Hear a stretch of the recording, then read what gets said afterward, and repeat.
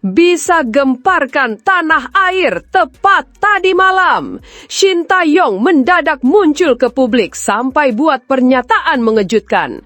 Apakah sudah dihubungi PSSI untuk kembali ke Timnas Indonesia karena Patrick Kluivert akan dipecat? Simak ulasannya berikut. Nah ini dia, ini baru super top Marco Top. Petinggi klub La Liga Spanyol buat gebrakan besar untuk Timnas Indonesia. Apakah akan umumkan Rizky Ridho sebagai rekrutan barunya? Semakin terang benderang, Iran terus menggempur Qatar dengan rudal mengerikan. Erick Thohir akhirnya buka suara soal pemindahan venue round 4. Apakah fix digelar di Korea dan Indonesia kah? Marcelino Pratama, Arhan dan Rizky Ridho kompak buat keputusan cerdas soal pernyataan Shin Tae-yong. Apakah seluruh pemain timnas kompak ingin PSSI pecat Patrick Kluivert sekarang juga dan minta STY kembali? Yuk tonton video ini sampai selesai ya guys. Jangan lupa klik subscribe supaya dapatkan berita terbaru dari kami. Perang berkepanjangan di Timur Tengah. Apakah kualifikasi Piala Dunia zona Asia dipindahkan? Ini jawaban tegas Erick Thohir. Situasi geopolitik di kawasan Timur Tengah tengah memasuki fase yang mengkhawatirkan. Awal mula ketegangan berasal dari serangan brutal Israel ke Gaza yang disebut-sebut sebagai bentuk genosida terhadap warga Palestina. Namun, konflik tersebut kini telah meluas jauh melampaui jalur Gaza. Israel yang mendapat dukungan militer dari Amerika Serikat memperluas serangannya ke sejumlah negara di kawasan Yaman, Suriah, Lebanon, dan yang terbaru Iran. Serangan ke Iran pun dibalas dengan serangan balik dari negara tersebut, menciptakan efek domino yang mengancam kestabilan seluruh kawasan Arab. Media-media besar di Iran bahkan memprediksi konflik ini bisa berlangsung lama, bahkan mencapai 6 bulan ke depan. Ketegangan ini bukan hanya berdampak pada aspek politik dan kemanusiaan, tapi juga mulai mengganggu agenda olahraga internasional yang dijadwalkan berlangsung di wilayah tersebut. Salah satu yang paling disorot adalah babak keempat kualifikasi Piala Dunia 2026 zona Asia yang rencananya akan digelar di Qatar dan Arab Saudi. 6 negara akan bertarung memperebutkan tiket ke Piala Dunia, termasuk Indonesia yang telah berhasil menembus babak keempat untuk pertama kalinya dalam sejarah. Melihat memanasnya konflik dan potensi ancaman keamanan di kawasan tuan rumah, ramai seruan di media sosial agar FIFA mempertimbangkan memindahkan venue pertandingan. Banyak yang menilai keselamatan pemain dan ofisial harus menjadi prioritas utama. Namun, hingga saat ini belum ada keputusan resmi dari otoritas sepak bola dunia. Hal ini ditegaskan langsung oleh Ketua Umum PSSI, Erick Thohir. Sampai hari ini belum ada kebijakan untuk memindahkan lokasi tuan rumah babak keempat kualifikasi Piala Dunia 2026 zona Asia dari Arab Saudi dan Qatar, tegas Erick dalam pesan singkatnya. Tak hanya soal venue, isu lain yang juga ramai dibicarakan adalah kemungkinan diskualifikasinya Iran dari Piala Dunia 2026 yang akan diselenggarakan di Amerika Serikat, Meksiko, dan Kanada. Hal ini mencuat setelah hubungan Iran dan AS semakin memanas pasca serangan ke Israel dan keterlibatan langsung militer AS dalam mendukung Israel. Namun, lagi-lagi, Erick Thohir memastikan bahwa belum ada keputusan apapun dari FIFA terkait isu tersebut. Sama dengan pemindahan tuan rumah kualifikasi Piala Dunia, hingga hari ini juga belum ada kebijakan dari FIFA tentang hal ini, ujarnya. Indonesia dan peluang tak terduga. Di tengah ketidakpastian ini, muncul pula spekulasi dari kalangan netizen dan pengamat sepak bola bahwa Indonesia bisa saja diuntungkan andai terjadi perubahan besar seperti pemindahan tuan rumah atau diskualifikasi beberapa negara peserta. Jika salah satu atau dua negara absen karena konflik, peluang Indonesia lolos otomatis bisa terbuka lebar, meskipun tentu itu bukan cara ideal untuk mencatat sejarah. Namun, semua itu masih spekulatif. Yang pasti, hingga hari ini, fokus PSSI dan pelatih tetap pada persiapan optimal menghadapi babak keempat kualifikasi yang direncanakan bergulir mulai Oktober 2025 mendatang. Apa pendapatmu? Menurut kamu, haruskah FIFA segera mengambil tindakan memindahkan venue untuk menjamin keamanan pemain dan ofisial, atau sebaiknya tetap menunggu perkembangan politik lebih lanjut? Dan jika benar Iran didiskualifikasi, apakah Indonesia akan benar-benar diuntungkan atau justru terbebani ekspektasi? Tulis pendapatmu di kolom komentar dan jangan lupa sebarkan agar makin banyak yang ikut berdiskusi soal masa depan Garuda di Piala Dunia 2026. Momen sakral pernikahan Rizky Ridho, salah satu bek tangguh kebanggaan Indonesia, ternyata tak hanya menjadi kebahagiaan pribadi bagi sang pemain. Ex-pelatih Timnas Indonesia, Shin Tae-yong, yang pernah membimbing Ridho di berbagai ajang penting, juga ikut larut dalam sukacita atas kabar bahagia tersebut. Meskipun berada jauh di Korea Selatan, Shin Tae-yong tetap meluangkan waktu untuk menyampaikan ucapan selamat kepada mantan anak asuhnya. Dalam unggahan di akun Instagram pribadinya pada Selasa, 24 bulan 6 tahun 2025 malam WIB, pelatih berpengalaman itu menyampaikan doa tulus untuk Ridho dan sang istri tercinta. Dari Korea, saya mengucapkan selamat yang tulus atas pernikahanmu. Semoga kamu dan istrimu hidup bahagia bersama untuk waktu yang lama. Dan semoga kamu juga memberikan yang terbaik di liga, ujar Shin Tae-yong. Lebih dari sekedar ucapan, Shin juga menitipkan harapan besar. Ia ingin Ridho menjadikan momen pernikahan ini sebagai titik balik untuk terus berkembang dalam karir sepak bolanya. Harapannya bukan main-main. Ridho diharapkan bisa menjadi pemain top dengan performa yang konsisten, baik di level klub maupun bersama Timnas Indonesia. Saya harap kamu bisa meraih hasil bagus di babak keempat kualifikasi Piala Dunia, tambahnya. Seperti diketahui, Timnas Indonesia masih memiliki peluang emas untuk lolos ke putaran final Piala Dunia 2026. Tiket itu bisa diamankan jika Garuda berhasil finish di posisi teratas pada babak keempat kualifikasi yang akan digelar Oktober 2025 mendatang. Tentu saja, kata Shin, semua itu membutuhkan kerja keras dan yang terpenting menjaga kebugaran fisik. Ia dengan tegas mengingatkan Ridho agar menjauhi cedera dan terus menjaga kondisi tubuhnya. Jangan sampai cedera, dan saya sungguh berharap kalau menjadi pemain hebat bisa selalu memberikan yang terbaik, pesannya penuh perhatian. Meski diundang secara resmi, Shin Tae-yong terpaksa absen dari pernikahan Rizky Ridho dan Sandy Aulia karena kesibukannya di luar negeri.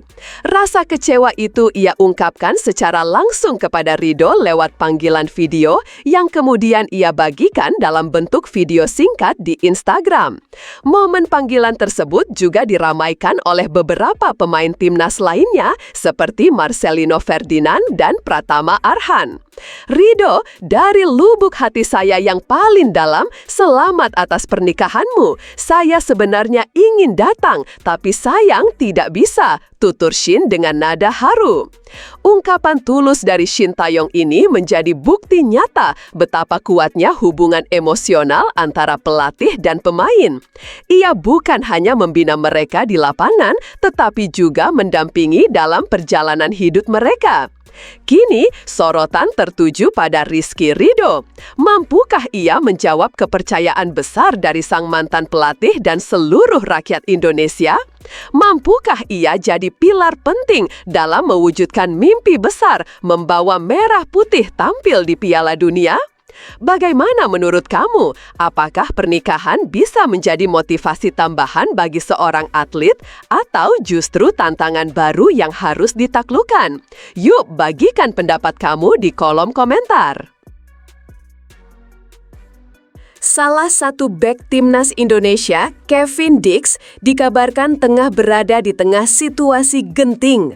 Pemain berdarah Belanda Indonesia yang kini membela klub Bundesliga Borussia Mönchengladbach mengunggah cerita mengejutkan di Instagram terkait keberadaannya di Bandara Internasional Hamad, Doha, Qatar saat ketegangan antara Iran dan Israel memanas. Dalam unggahan yang kini telah dihapus, Kevin menyebut dirinya mendengar suara ledakan yang menurut laporan sementara berasal dari serangan balasan Iran ke pangkalan militer Amerika Serikat di Qatar. Situasi itu membuat bandara internasional utama di Qatar sempat ditutup untuk sementara. Guys, kami sekarang ini berada di Doha dan baru saja mendengar suara ledakan dari tentara Iran. Kami akan terus memberikan perkembangan lebih lanjut, tulis Kevin dalam Instastory pada Selasa dini hari 24 Juni 2025. Unggahan itu juga menampilkan lokasi bandara, mengkonfirmasi bahwa Kevin memang sedang berada di kawasan yang terdampak langsung oleh konflik. Sehari sebelumnya, Kevin masih aktif membagikan konten promosi di Instagram untuk sebuah retail ternama di Indonesia. Namun, situasi berubah cepat. Dalam unggahan lanjutan yang juga kini telah hilang dari akun Instagramnya, Kevin menyampaikan bahwa wilayah udara di Qatar sempat dibuka selama 2 jam, tapi belum ada kejelasan mengenai jadwal penerbangan berikutnya. Wilayah udara dibuka untuk 2 jam saat ini, namun tidak ada seorang pun yang tahu hal yang bakal terjadi dengan penerbangan. Entah saya akan mengalami keterlambatan penerbangan selama 6-7 jam atau malah penerbangan itu dibatalkan, kata Kevin. Hingga artikel ini ditulis, belum ada informasi lanjutan dari Kevin. Tidak diketahui pasti apakah ia berada seorang diri atau bersama keluarga dan alasan detail kenapa ia berada di Qatar di tengah situasi yang sedang genting tersebut.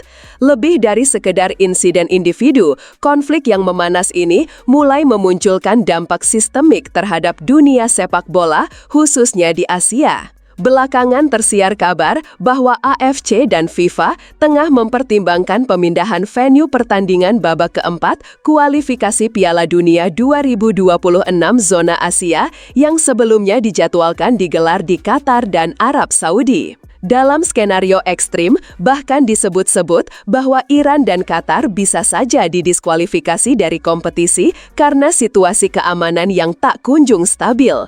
Jika itu terjadi, maka timnas Indonesia bisa mendapatkan jalur mulus ke Piala Dunia 2026, sebuah perkembangan yang tentu akan mengejutkan, meski dengan latar belakang situasi yang tak ideal. Namun, hingga kini, baik AFC maupun FIFA belum mengeluarkan pernyataan resmi. Semua informasi tersebut masih bersifat spekulatif, walaupun gejolak politik dan keamanan jelas akan menjadi pertimbangan utama dalam pengambilan keputusan mereka.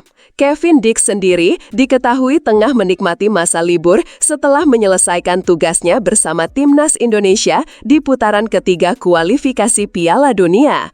Timnas Indonesia berhasil melaju ke babak keempat dan baru akan kembali bertanding pada Oktober 2025. Momentum tersebut dimanfaatkan sebagian besar pemain untuk beristirahat dan pulang ke negara asal atau berlibur, termasuk Kevin yang sempat menghabiskan waktu di Indonesia. Situasi yang menimpa Kevin Dix ini menunjukkan bahwa dunia sepak bola tak pernah benar-benar terlepas dari dinamika geopolitik. Apakah menurut kamu, FIFA seharusnya memindahkan lokasi pertandingan untuk menjamin keselamatan semua pihak? Atau apakah kabar tentang potensi diskualifikasi Iran dan Qatar terlalu berlebihan? Dan yang paling penting, jika benar Indonesia diuntungkan dari situasi ini, apakah kita siap memanfaatkan peluang tersebut? Yuk, tulis opinimu di kolom komentar.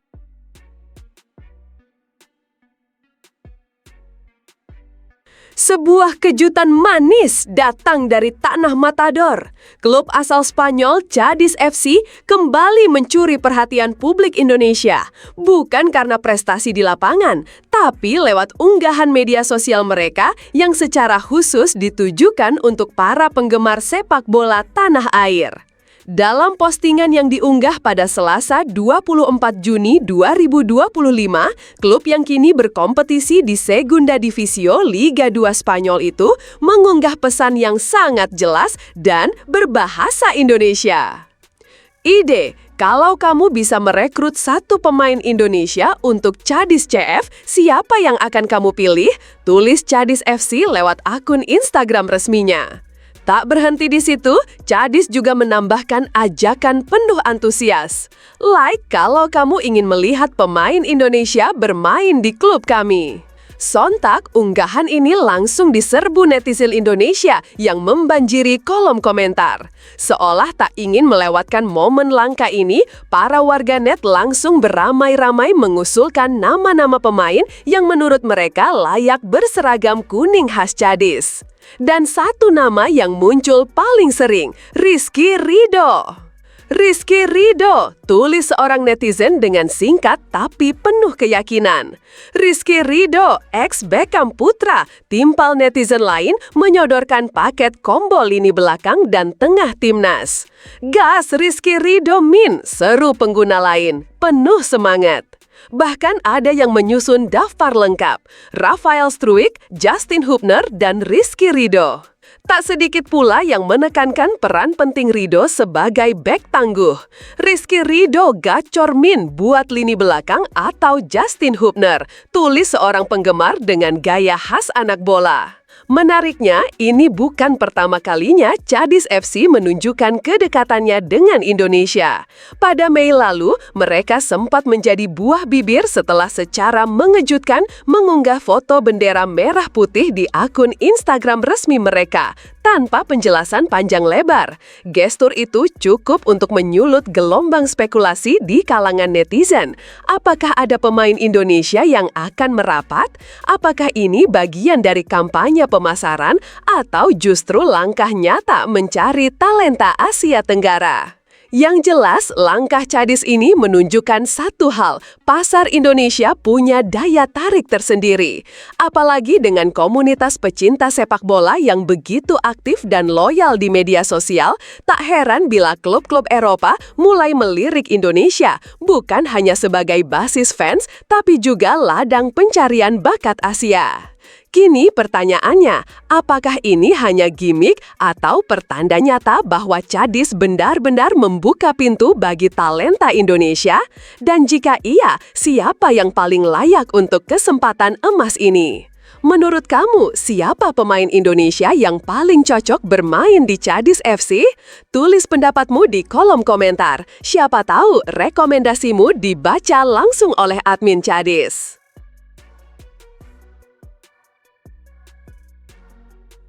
Persiapan Timnas Indonesia U23 menuju Piala AFF U23 2025 semakin menunjukkan keseriusan. Satu kabar baik datang dari pelatih kepala Gerald Van den Berg yang menyambut hangat kehadiran Simon Tahamata sebagai bagian dari tim pelatih. Van den Berg tampak optimistis dengan menyebut bergabungnya kepala pemandu bakat Head of Scouting PSSI akan membantu memperkuat fondasi Garuda Muda dalam menyongsong turnamen regional yang akan digelar di tanah air sendiri. Sebagaimana diketahui, Piala AFF U23 2025 akan berlangsung mulai 15 hingga 29 Juli dengan 2 stadion besar sebagai venue utama. Stadion utama Gelora Bung Karno, Jakarta, dan Stadion Patriot Candrabaga, Bekasi. Timnas Indonesia U23 sendiri sudah menggelar pemusatan latihan TC sejak 20 Juli lalu yang akan berlangsung hingga 14 Juli 2025.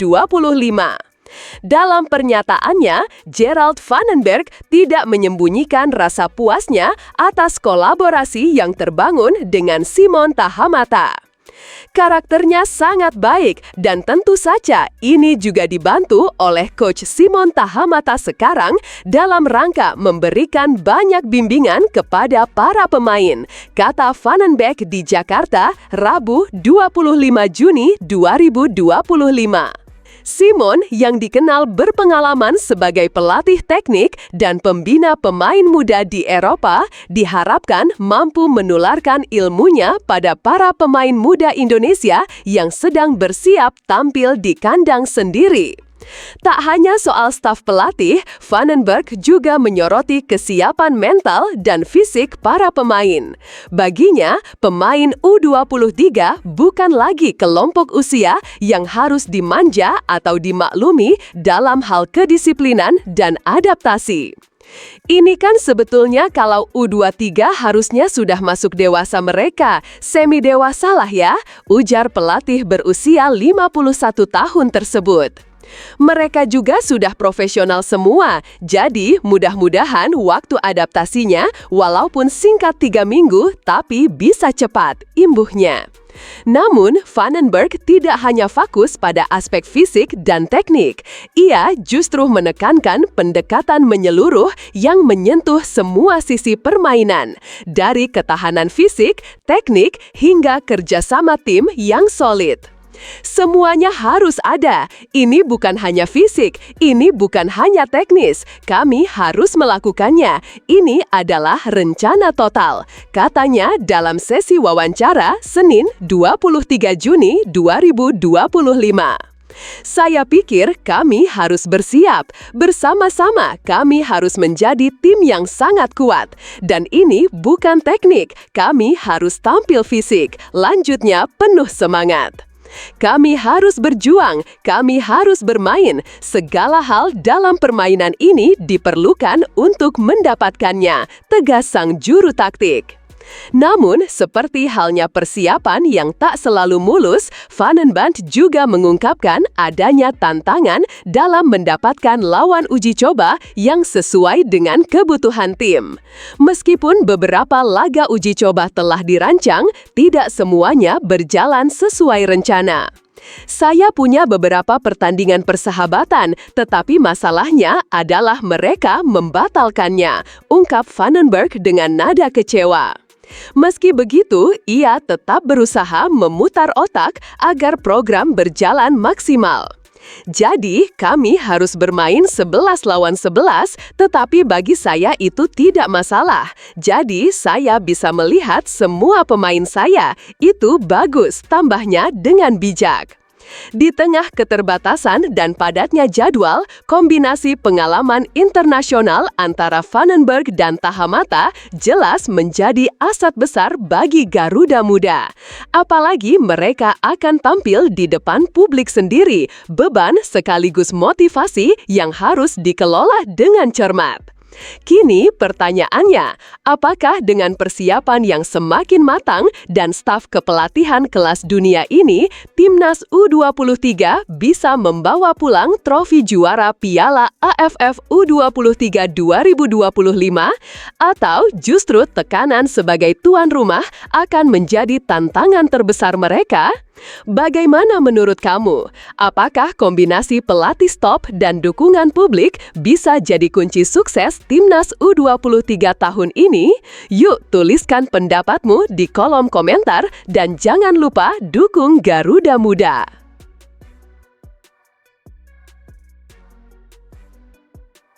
Sepak bola Vietnam tengah memasuki babak baru yang penuh harapan setelah pemerintahnya mengesahkan revisi Undang-Undang Kewarganegaraan yang dianggap sebagai langkah strategis untuk memperkuat kualitas dan daya saing sepak bola nasional.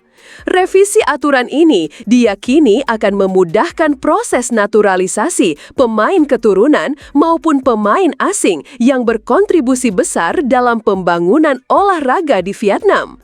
Kebijakan ini menjadi jawaban atas banyaknya hambatan birokrasi yang selama ini memperlambat proses naturalisasi dan membuat Vietnam tertinggal dari negara-negara tetangganya seperti Indonesia dan Malaysia yang sudah lebih dulu memanfaatkan naturalisasi secara efektif untuk memperkuat tim nasional mereka. Aturan baru ini memberikan keleluasaan bagi individu yang memberikan kontribusi luar biasa bagi pembangunan dan perlindungan negara Vietnam untuk mengajukan kewarganegaraan tanpa harus memenuhi berbagai syarat administratif yang selama ini menjadi kendala. Misalnya, pemohon tidak perlu lagi menunjukkan kemampuan berbahasa Vietnam, tidak harus memenuhi durasi tinggal tertentu di wilayah Vietnam, dan tak perlu lagi membuktikan kemampuan ekonomi untuk hidup di negara tersebut. Selain itu, pemohon juga bisa tetap memegang kewarganegaraan asing selama memenuhi dua syarat utama, yaitu memiliki hubungan darah dengan warga negara Vietnam dan mendapat persetujuan langsung dari presiden. Bagi mereka yang tinggal di luar negeri, proses pengajuan kewarganegaraan pun dibuat lebih mudah dengan dibukanya akses melalui kantor perwakilan diplomatik Vietnam di luar negeri, sehingga pemain keturunan dan diaspora yang ingin kembali membela negara leluhurnya bisa lebih cepat dan mudah melakukannya. Bagi Federasi Sepak Bola Vietnam, VFF, regulasi ini adalah angin segar yang sudah lama dinantikan. Selama ini, proses naturalisasi sering terhambat karena aturan yang ketat dan birokrasi yang rumit. Hal ini membuat Vietnam kesulitan memperkuat skuad nasional dengan talenta-talenta potensial yang berasal dari luar negeri atau pemain asing yang sudah lama berkarir di liga domestik. Media olahraga Vietnam, The Tao 247, bahkan menyoroti bagaimana Indonesia dan Malaysia telah lebih dulu mengadopsi kebijakan naturalisasi secara agresif dan efektif. Bukti nyata kekuatan tim yang diperkuat naturalisasi terlihat ketika timnas Vietnam harus kalah telak 0-4 dari Malaysia dalam kualifikasi Piala Asia 2027, di mana Malaysia menggunakan banyak pemain naturalisasi yang kualitasnya tak diragukan lagi. Kekalahan itu menjadi peringatan keras bahwa jika Vietnam tidak segera mengubah strateginya, mereka akan semakin tertinggal di kompetisi sepak bola regional dan bahkan Asia. Dengan diberlakukannya revisi undang-undang mulai 1 Juli 2025, Vietnam kini memiliki peluang emas untuk mengubah wajah sepak bolanya, memperkuat tim nasional dengan talenta terbaik yang bisa diakses lewat jalur naturalisasi lebih mudah dan cepat. Namun, langkah ini bukan sekedar soal memperkuat tim sepak bola. Pemerintah Vietnam juga memandang revisi UU Kewarganegaraan ini sebagai bagian dari strategi nasional yang lebih besar, yaitu menciptakan kebijakan yang lebih terbuka, fleksibel, dan manusiawi dalam hal kewarganegaraan. Ini bukan hanya tentang olahraga, tapi juga soal menarik talenta berkualitas dari berbagai bidang yang dapat berkontribusi positif bagi pembangunan negara. Dengan cara ini, Vietnam berharap bisa memperkuat posisi mereka tidak hanya di lapangan hijau, tapi juga di panggung global sebagai negara yang kompetitif dan modern. Tentu, langkah Vietnam ini menjadi sesuatu yang sangat menarik untuk diikuti. Apakah dengan kemudahan proses naturalisasi ini, Vietnam akan mampu kembali merebut kejayaan sepak bolanya dan menjadi rival berat bagi Indonesia, Malaysia, maupun negara-negara Asia Tenggara lainnya? Apakah kita sebagai penggemar sepak bola Indonesia harus lebih waspada dan mulai mempersiapkan diri menghadapi kebangkitan naga merah ini? Bagaimana menurut kamu? Apakah kebijakan naturalisasi yang lebih terbuka ini akan menjadi kunci sukses bagi Vietnam di masa depan atau justru menimbulkan tantangan baru bagi persaingan sepak bola di Asia Tenggara? Yuk bagikan pendapat dan prediksimu di kolom komentar. Kami sangat ingin tahu bagaimana kamu melihat masa depan sepak bola regional setelah kebijakan besar ini diambil Vietnam.